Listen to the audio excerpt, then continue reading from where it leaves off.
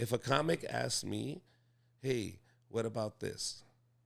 You know what I mean? Comics can ask me whatever they want. I don't know why they don't. You can ask me for time. I'm just going to tell you no, but you could ask me. Yeah. Does that make sense? Now, you now cannot get mad. You don't get to get mad now. Just because I can't give you time, that's not fair. I don't get to get punished just because I didn't give you a spot. You got to understand, you asked, and then they said no. And that's it. And then maybe you get better. He sees you at another show. He makes a comment like, hey, you were really good. Hey, can I get a spot?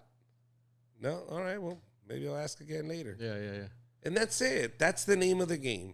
If you get mad, you lose. Because now you're going to alienate yourself from that person. Forget that person. He never books me. Now you start talking bad about that person for no reason. Now he has no obligation to book you. This headliner does not have an obligation to book you. He is not obligated to look out for your career. He is not your manager. He's not your agent. That headliner can do whatever he wants that best benefits him. He doesn't owe you anything. Now, if he's helping other people and it's not you, don't get mad because it's not you. But he's helping other people. Other people have to open up for him, right? That's it. Oh, but he never books me. Well, maybe they have families. And maybe, you know what I mean? Maybe they have a bigger family. Maybe they have bigger problems than you. Yeah. You don't know this, but you're already judging the headliner. Maybe the reason the headliner, he has that feature and opener because he knows both of them are going through really tough times. And right now they need all the gigs they can get. But you want the headliner to, no, at me too. That's not fair. Now the headliner has to bump his time. Now he's doing 30 minutes, 40 minutes to accommodate your spot, right? Now the audience is going through a shitty show because you don't want him to hurt your feelings, or the headliner doesn't want to hurt your feelings. Now the audience goes through a shitty show, right? And they only get 30 minutes of the guy they really came to see. Why is that fair? Just because your feelings are getting hurt. Yeah. No, bro. If your spot is there, and the only thing you can do is network. Key thing, guys. Don't be a dick, and people work with the people they like. People work with the people they like. You're not a likable person, nobody wants to be around you. You're a likable person, everybody wants to be around you.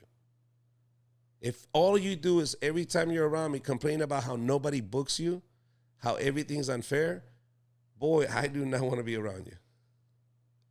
Does that make sense? So, guys, there is no obligation out there from no headliner to book you ever.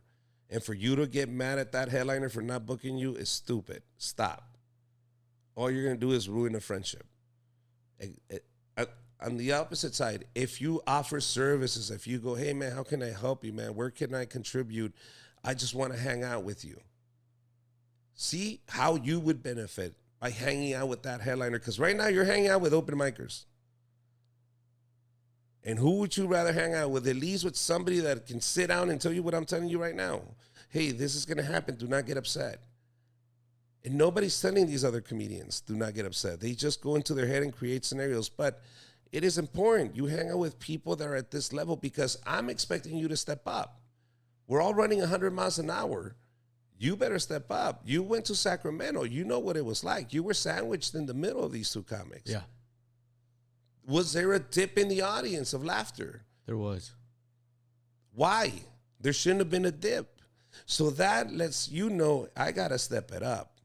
If I'm put in a situation where I'm sandwiched between two good comedians and I'm rolling with these guys, my mediocre fucking knock-knock jokes are not going to cut it now.